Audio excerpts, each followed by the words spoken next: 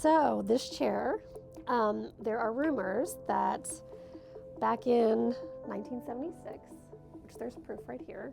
So this plaque has Mark's name on it. It says Mark Nash, established November 17th, 1976. Rumors have it that this was the original chair that Mark sat in, and he started the company with it. Well, considering your family and considering my family works for the company, and we have many people within the company whose children from all the way back to the start of the company have cycled through the company. Yes, we are a family company, but it isn't just about the blood. It's about the respect that I believe every team member at BD shows for each other.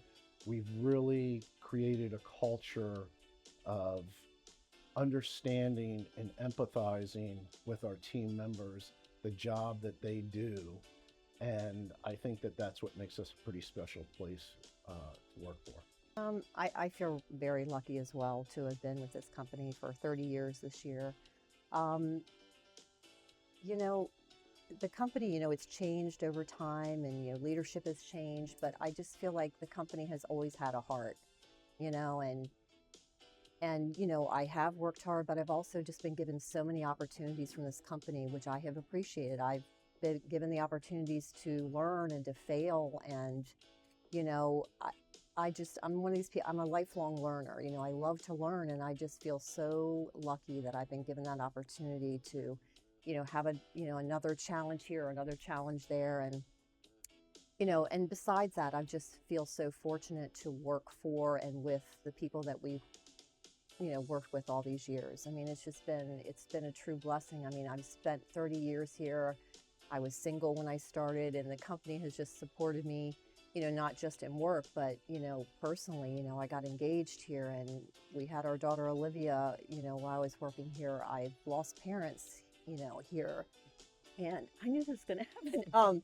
But, I've said this to everyone I know, like, I feel, very blessed. I don't think most people get this kind of family in their workspace that we have.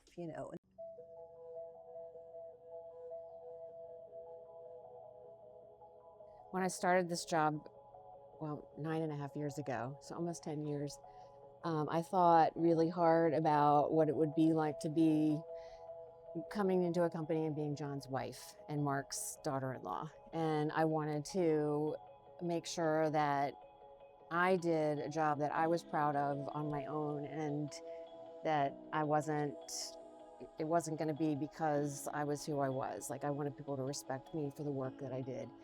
And I actually try to instill those values in our kids. They've all three worked for us, and I've told them before they're on their first day, like, you have to work harder, and you have to have great integrity, and more so than anybody else, because you're Nash and people are looking at you, and you have to be hardworking. You can't take any shortcuts or anything. So I've tried to live that way too, and it's a job, and I'm lucky that I've had the opportunity, for sure. But I look at it as, my job, my career, and I try not to fall back on the fact that I'm part of the family.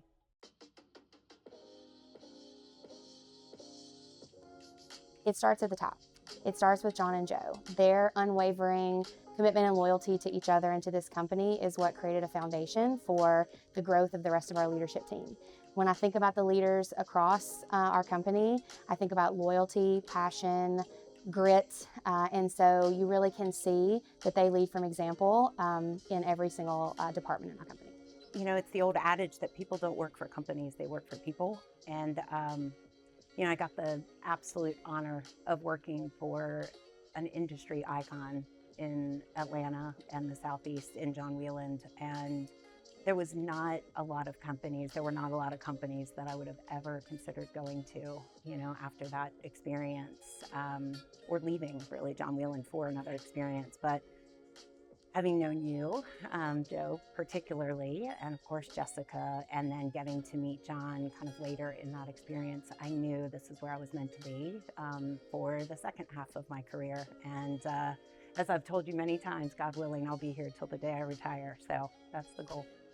Honestly, yeah, okay. Honestly, when you guys were taking over, there was a little concern, where people were a little nervous, and I'll be honest. But Sure. as it unfolded, the changes that you guys have made in Builders Design is incredible.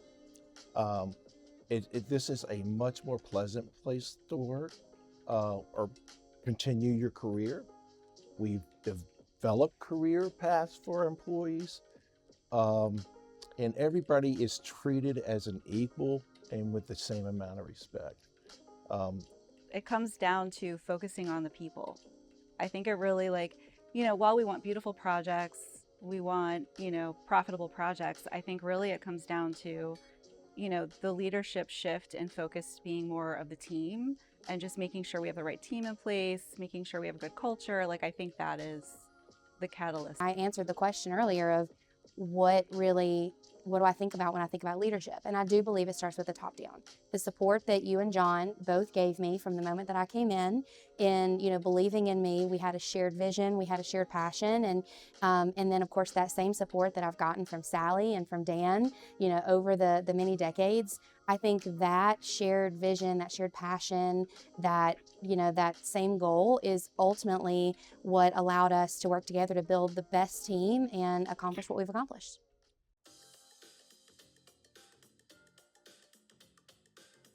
So if we flash back to 1976, as I guess with a lot of companies starting stories, this one was one of necessity.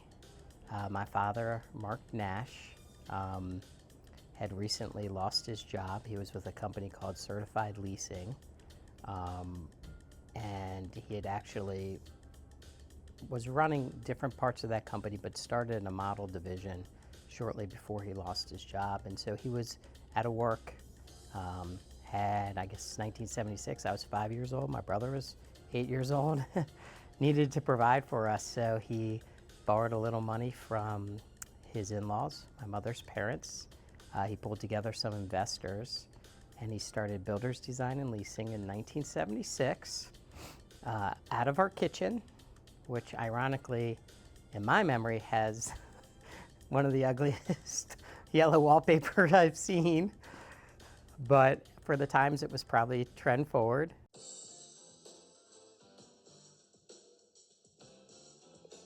So multifamily design departments started in the early 2000s. When I got there in 2006, it was a well-established department with about 10 designers.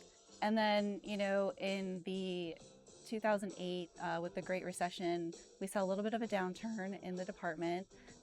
We went from roughly 10 designers down to about a handful of designers, maybe a couple. So after the recession, we went from doing, about $1 million in business a year, a couple jobs a year, to now, fast forward to today, it's about, 15 million a year, over 100 jobs, and we grew to a department of about 20 designers. So huge growth, tremendous growth in the department as a whole, which has been really amazing. What's crazy is we were doing like $1 million in business, back in the day, just, annually, and now we're doing our projects could be $1 million plus, just for one project, which is a crazy thing to think about.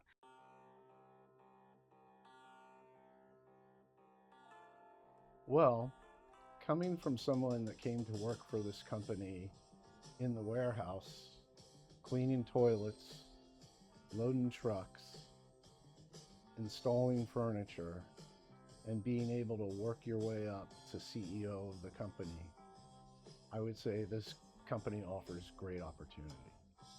Well, when they hired me, I knew this was a good company that I really never thought I'd be here 36 years, but I always knew it was a good company that to work for.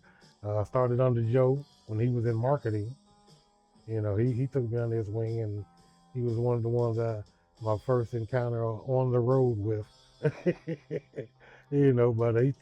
he told me a lot and told me a lot about far as how the company works, and I just grew from there. I went from being a driver installer to right now I'm in the receiving dock manager. Like you said, growth is in the company. It all depends on how you want to make it. Mhm. What's your favorite memory? Honestly, it would probably be my interview with Mark. I came to the job, not knowing what to expect, and he literally offered me the job in the interview, which I thought was pretty cool. Which is not surprising. So I'd met with Cheryl and a couple other managers, and the interview went really well. And they left the room, and they sent Mark in, and he was just a cool guy. And I just felt like he had such a genuine way about him, and I could just tell that he really appreciated me and saw something in me, which I think has also fueled me over the years. Knowing that Mark believed in me from the very beginning. I started working at Builders Design in 1997. This was the first job I ever had right out of college. I moved down here from Pennsylvania, and I started my career. And I really owe everything that I know about interior design in my entire career to this company. So you've got a person that came into the company 42 years ago with, worried about failing the typing test, and now she's handling all of the complex invoicing through our computer system and doing a damn good job. Well, thank you. You're welcome. And I would say that it's a critical job in our company, because one of the things I just want to elaborate a little bit on what John was saying. One of her responsibilities is she's got to collect all the money and make sure it gets into our bank account. And you're talking about collecting $30+ million a year and chasing down $30 million on top of all the other responsibilities, because she's not only handling that and the aging of everything that goes along with it, but she's creating the invoices and sending out the invoices. And so, mad respect for you and for what you do, and couldn't thank you anymore. So there's so many, right? We have the designers that are in the forefront with our clients. We have our sales team that's in the forefront, but we wouldn't be able to do what we do every single day to the level of execution that we do it without our support staff. And that's from our drafting team, who's really behind the scenes. Nobody ever sees all the hard work that they put in. Our design support staff, our operations team, all the purchasing that we do. You think that's a dream job to be able to shop all day, but it's a hard job, and there is a lot riding on what they do to our success. Our Revit teams, our accounting and finance teams, they're all part of what makes our company, the industry leaders that we are. Builder design has changed dramatically over the 50 years. There was just so much that technology brought in terms of changes to our processes and just our hands-on design work. When we introduced our new phone system, it eliminated the position as receptionist. All the pricing was done from a library full of materials and actual pricing books that had to be brought down to price things out. So we went more into data, so we don't need a full-time librarian. We no longer have a professional shop. We, at one point, had a full functioning accessories department. We changed our ordering process. So we had many employees back there stocking the shelves, shading lamps, packing goods for projects. Our technology has changed to where we don't rely on boards. every presentation was done with a full presentation board that had samples. We don't rely on color copiers as much. So yeah, it's been a pretty drastic change. Much more efficient process and much more streamlined. I mean, you can imagine that everything in the beginning was just hands-on, you know. So there was just so much hands-on work, and there was just so much stuff and so many people, and you know, it was a lot. But there's been a beauty to the whole progression through the years. When I would go on installs with our team, I was installing a model that I had designed. I would literally print MapQuest directions to every single location. So airport to job site to hotel, job site to Target, to Michael's, to, I don't even think Home Goods existed back then. We went to all these different places. I had this stack of MapQuest directions that I would print out. So, how far we have come. Just one example of the logistics that we had to really work through and understand, how we could work differently. Another fun memory I have from that time is I actually also sat right next to the copy machine. So I also, a lot of team members, I got to meet a lot of people really quickly. And when we were doing our presentations back then, we literally photocopied every single piece of furniture. And not only had to photocopy it, we had to scale it either up or down so all the pieces would fit. We'd cut them out and paste them on a page, and they all had to fit in that page. So you can only imagine how much paper was used, how much ink was used. I can't imagine our copier bill. It would be fun to look back and see what that was. It was a lot. It was a lot. It was a whole lot. Our UPS bill. Yes, it was a whole lot. At the peak in the warehouse, we probably had 13 trucks and approximately 90 employees to maintain that operation. But as we streamline our operation and we introduce new technology in our warehouse management system, we've been able to reduce that down to 20 full-time employees, 10 trucks, and 2 vans. And it's become much easier and much more streamlined.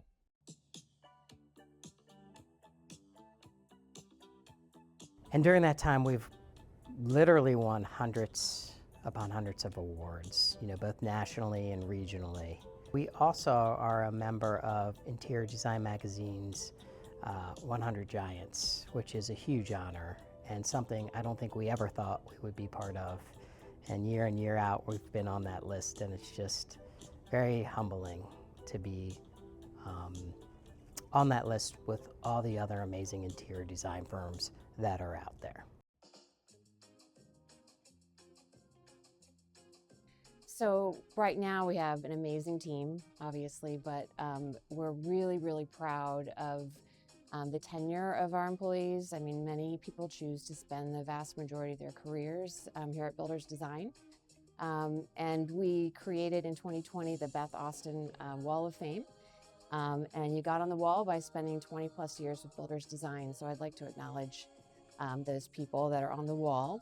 Mark Nash, Donna Freitag, Beth Austin, Dave File, Joe Duffus, Valerie Carlson, Dee Ping, Lisa Reed, Dan Wilson, Sally Wilson, Charles Botang, Chuck Bale, Rick Waxter, Tony Watson, Kayla Manderfield, Bob Garth, Mohammed Halim, Terrence Kearns, Dennis McDougall, Miguel Jimenez, John Nash, and Jessica Steves.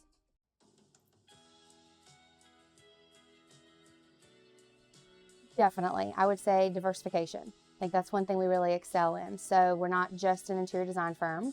We offer procurement and install and warehousing. So we've got those services. And on top of that, we don't just do models. We also do multifamily. We have clubhouses, senior living, sales spaces. So I think diversification has been a really key element in our success, not just one type of design either. So we do our more budget-friendly models all the way up to really high-end luxury. We do market rate multifamily all the way up to nice luxury work as well. And we work all across the country. So up and down the East Coast, all the way out to Texas and Colorado and even more and beyond. Geographic reach for Builders Design has been really important for the growth of the company and really increasing our footprint, but was really originally driven out of need. So back in the Great Recession, we went from 200 employees down to 40 employees. Thankfully, I was one of those 40, and really thankful to keep my job and was so invested in the company in the future and making sure we were successful. So we really found a need for expanding our footprint in order to be successful and find the business we needed. We branched out. So originally we were in the DMV, North Carolina, some in the Northeast, but we branched out completely. Florida was a big focus for us, so we built up a really great market down there. But it allowed us to find enough business to keep the company healthy. And then in the long run, really helped us to grow. Once we were, the economy was stable and we could reestablish ourselves, it was a great footprint. You know, this morning I pulled up ChatGPT. Things changed so much, and I was just curious, was wondering how many companies make it 5 years, 10 years, 20 years. We're turning 50 this year. And it said that they only had statistics for 20 years. They said within 5 years, 20% of businesses are out of business. Within 10 years, I think it was 50%. By the time you got to 20 years, 75% of businesses that had started were out of business. And I asked Chat to kind of use those statistics and that math to see what happens over 50 years. And they said, after 50 years, it's probably 2% of companies survive. So pretty incredible.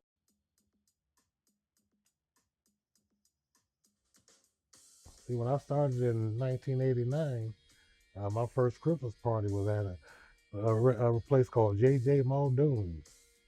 And I remember going in and we sitting down. My wife was 3-4 months pregnant with my junior. And I went down and sat down and ordered a drink. And I went to pay the woman. She's like, oh no, everything is free. And I told her, keep them coming, keep them coming.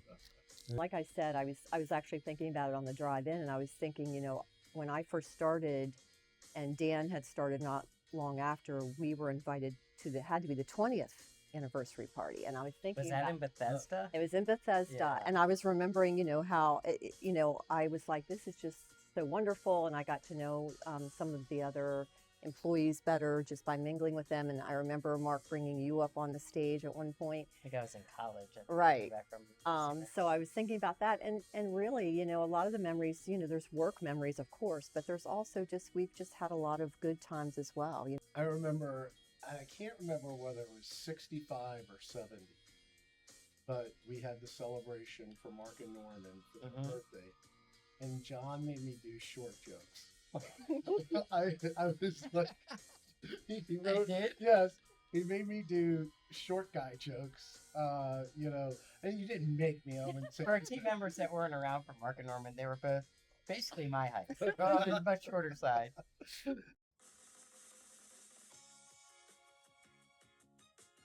Not only do I owe my career to Builders Design, but I owe my personal life to Builders Design as well. In 1999, I was working at Builders Design for 2 years at that point, and one of my friends, who also was a Builders Design employee, asked me to go on a double date with her and someone in the warehouse.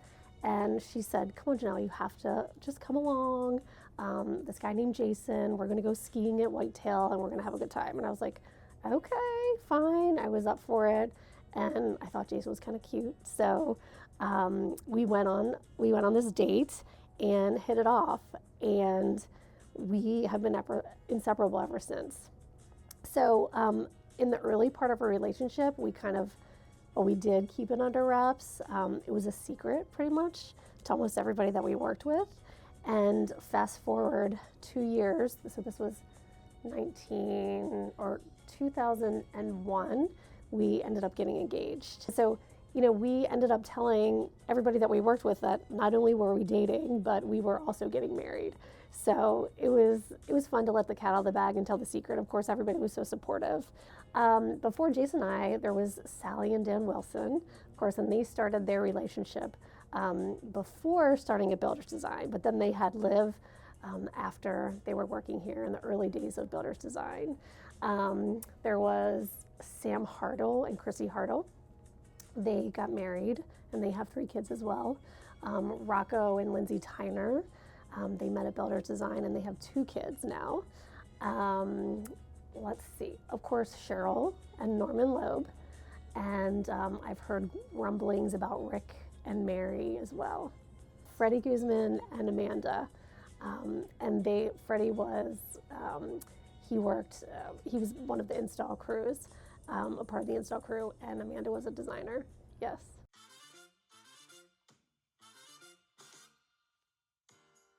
I would have to say passion. They bring a lot of passion into what they do. They care about every single detail of the project, no matter how big or small, and that definitely makes a huge difference. They work closely with our creative directors who have made such a huge impact on taking our work to the next level over the past couple of years. And, overall, I would say really just this camaraderie, the teamwork, working together has really helped, elevate as they feed off of each other and they learn from each other. And at the end of the day, we try to have fun, and I think we do. And then we found an opportunity to really strategically change the way that we were designing, and an opportunity to pioneer a new way of designing model homes. So we partnered with an international trend forecasting company, an idea that Joe had for us to really take more of a scientific approach to designing our models and our commercial spaces. So went from our designs being more driven by the designers' personal preference and what they were excited and inspired by, to really having a science behind what we were designing and how we were designing. I think about our mission statement, which is passion, creativity, culture, execution, and I think about each of those, and I start with creativity. The quality of the work our team is putting out right now is just fantastic. Joe talked about stopping by some multifamily projects at the end of the year down in Florida and how he was blown away. And there's consistency with us doing that day in, day out.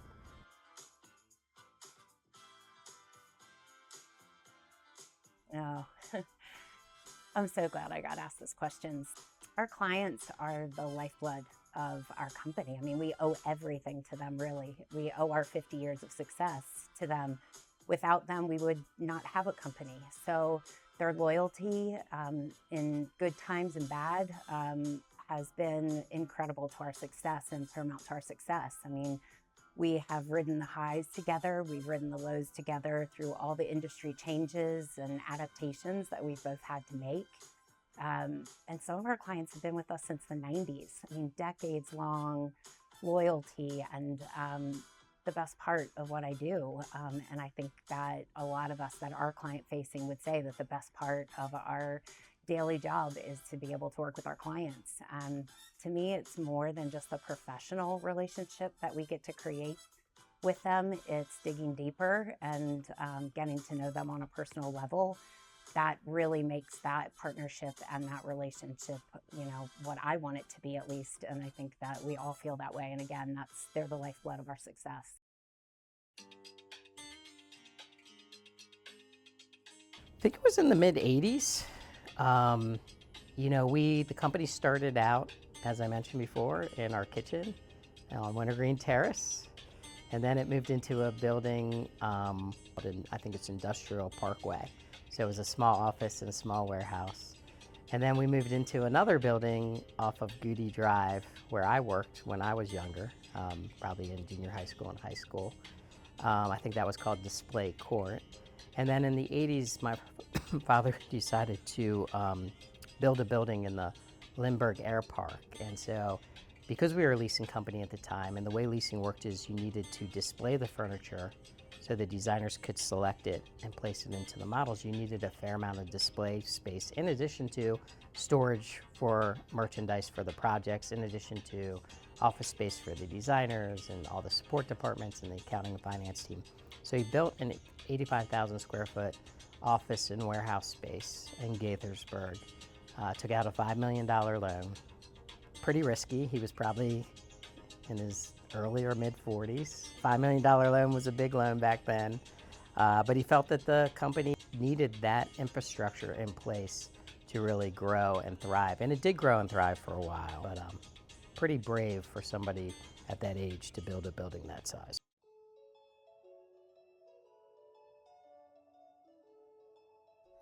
It's been actually smoother than you would think.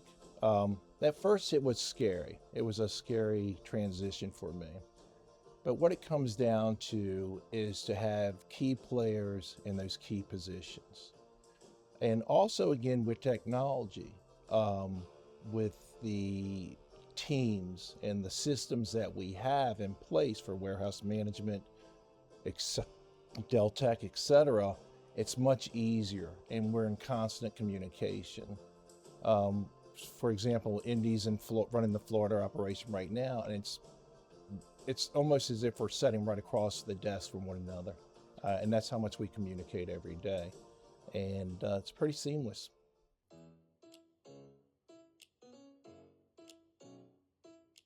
Right off the bat, I would definitely say our warehousing and installation teams. Dan Wilson, who is an almost 30-year veteran of our company, he's assembled such an incredible team both in Maryland and in Florida. Those guys, they work so hard, tirelessly, side by side with our designers, long hours, repairing furniture, painting furniture, whatever it takes to get the job done. And ultimately, they, don't get the recognition all the time that they deserve. So I know we all appreciate them so very much. And at the end of the day, I know our clients really appreciate that we have our own in-house teams. So we're grateful. It comes to having a great team in place. And my team is the best in the industry, hands down. And these guys are passionate about what they do. The execution is professional, and at the end of the day, they care about the company. We've had so many key players, of course the ones that are currently with us, but many that were major players in our success that are no longer here, that have taken other jobs. And I'd like to acknowledge them now. Norman Loeb, Frank Katsoulis, Patty Martelli, Jessica Astron, Janelle Jenner, Mary Gillen, Katie Darling, Anna Torch, Larry Nordhauser, Kaylin Vanderfield, Valerie Carson, Wendy Piper, Margaret Savage, Cheryl Loeb, Robert Walker and Ronnie Walker, the Walker brothers, Freddie Guzman, Fernando Hernandez, Jay Booth, Terry McGinnis, Mark Anker, Steve Myers, Linda Brown, Brian Joyner, and Lisa Harrison.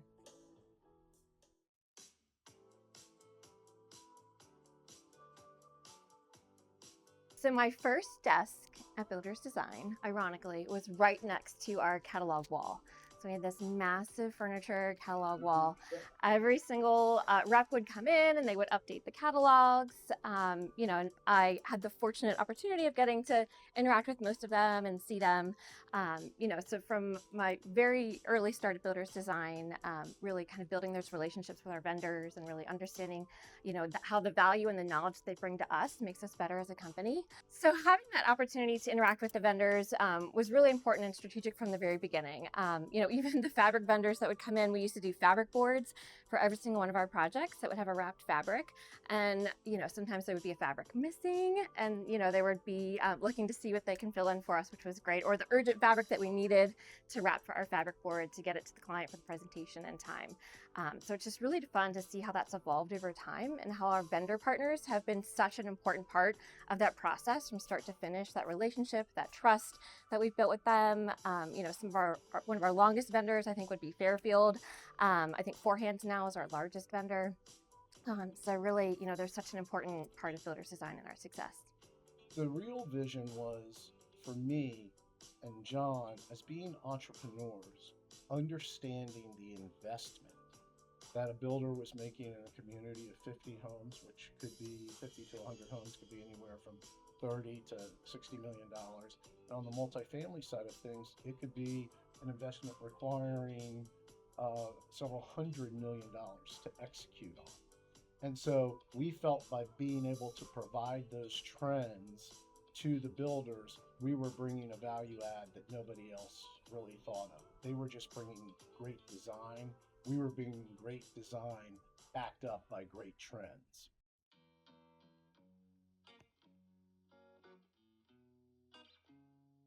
When my father hired his business partner, Norman Loeb, who had his own accounting firm and decided to join the company as chief operating officer, I think within the first year, Norman had a massive heart attack and had quadruple bypass surgery, which is very, very serious. So he had only been here, I don't even know, 6 months, 9 months when this happened. And he was out of work for a year, and my father continued to pay him for that year. And that is just one example that I've seen and that Joe and I have tried to carry on in our years here is, you know, you're going to have 100 team members at any given time. There's going to be people that things unexpectedly happen and they need help. And I worked there for a few years, and finally had enough money to, or I thought I did, to buy my own house, but I was short by $1,200. So I got up all my nerve to go down to Mark's office, and he had an office that was probably like 18 by 24, and his desk was back in the corner, and he always kept his office dark, and I had to get up all my courage to walk down and sit down in the chair, and he kind of looked over his glasses at me when I asked, you know, if I could borrow $1,200. First thing out of his mouth was, "How is Jerry participating in this?" And I had to tell him all my home life financials, and he let me borrow the $1,200. You know, back in 2018, I had one of the hardest years of my life.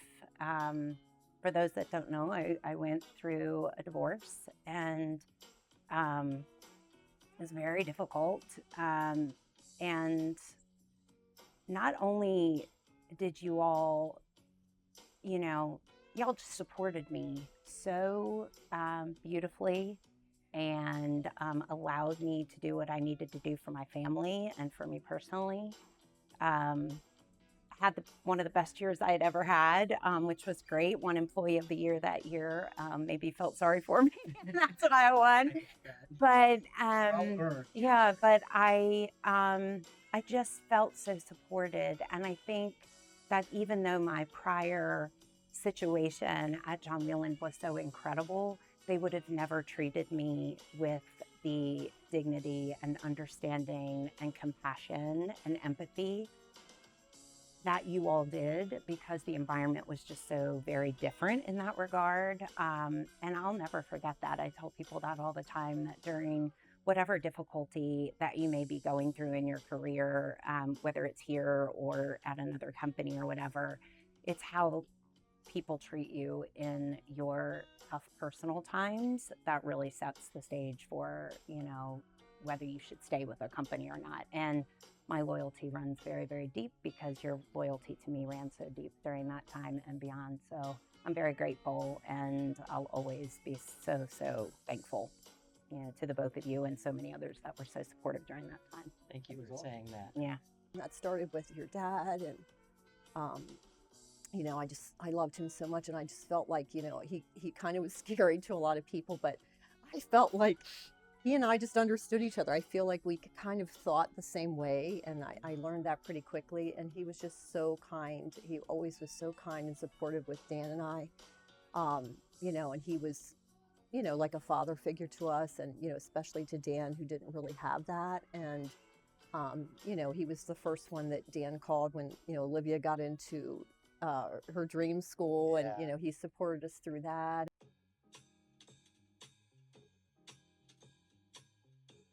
You know, if you work in a company like this, you know, we're far from perfect, and, you know, we have a lot of different divisions, but if you just take the model division for an example, you know, you're doing, you know, from a full design to ordering to getting hundreds of pieces placed properly in a model in, you know, 5 months. It's a sprint every time. In every model, there's average. Not one of our higher ends, but there's an average of about 600 to 700 things that go into that model. Okay, we did that 250 times, pretty damn well. Pretty damn well. You know, but again, you know, 600 to 700 items. Yeah. That's a lot to get right. It every is. time. Takes a village. Yes, Takes a village. it definitely does. You know, we say we're always trying to fix things while we're driving 60 miles an hour down the road and trying to change the tires at the same time, because we can't slow up. You know, we can't slow up to adapt things or fix things. So we just have to kind of do it on the fly. And we've really learned how to do that remarkably well, and never lost pace.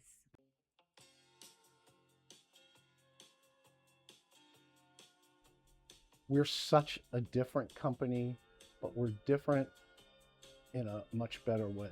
10 years ago, we had this 85,000 square foot facility that we were in and operated out of. We were a company that was focused on growth, but we needed some additional discipline and team members to help us achieve that goal, which John and I worked on bringing that into the company. And when I was thinking about this question, focus is the word that came to mind for me. We really put a focus on being the best national interior design company out there. And I really believe we achieved that goal.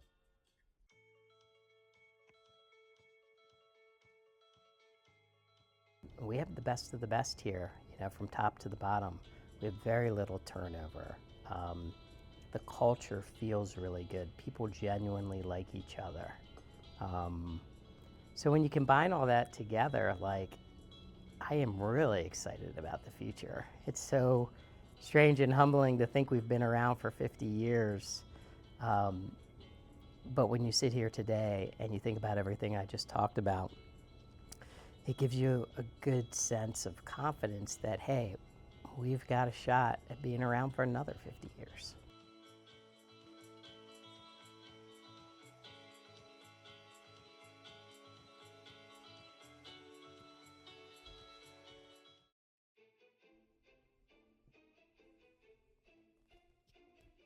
Yeah, you cool if I start this one off? Of course. If I need to redo any of that, just tell me. Read the slides. Trust me, because I had the Irish flu. Right. Yes. And so It all probably went through your mind. You were wearing a blue sweater. It was like really bright blue sweater, and so you looked good though. Okay. You looked great though. For me, that's Yeah. 80% of the. That's right. And then I also have you as my legal resource because you because you were once a labor and employment attorney. So I usually, if something comes up, I run it by you, and if you can't handle it, we go to our real attorney, and he helps us Which is handle what it. we do most Yeah. of the time. Yeah. She comes to me like, why don't you give Eric a Call. call? Is that good enough? Yeah, that was fantastic. That was great. Really good. I did not even say what I meant to say. I'm just gonna say, for getting an email that said keep it under 2 minutes, y'all been up here for a hot minute, so I have to be with her for the next 48 hours. I know you better watch yourself. You better watch yourself. I like your jacket. Well, thank you. And how much they care about their employees is so obvious. I would say that's it. And I did slip him a $20 bill for this. This has been pivotal.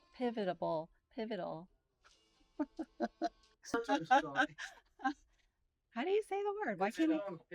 Pivotal. Instrumental. I've got a huge double chin, so We'll just all be like this. Yeah. One. Testing. Testing. Testing. Nunez smile. That Southern charm. Just amazing quality. That just came out of nowhere, so I'm really sorry about this. It's going to go on the blooper reel. We got the blooper reel.